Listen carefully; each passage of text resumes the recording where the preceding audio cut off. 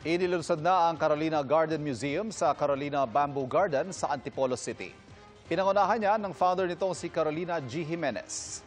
Present din sa event ang kanyang asawa, si dating GMA Network Incorporated President and CEO Menardo Jimenez at kanilang mga anak na sina Butch at GMA Board Member Joel Jimenez.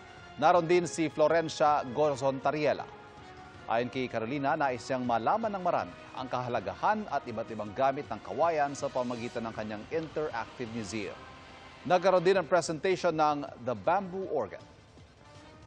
Mga kapuso, patuloy na tumutok sa mga balita. Mag-subscribe sa GMA Integrated News sa YouTube. Sa mga kapuso abroad, samahan niyo kami sa GMA Pinoy TV at sa www.gmanews.tv.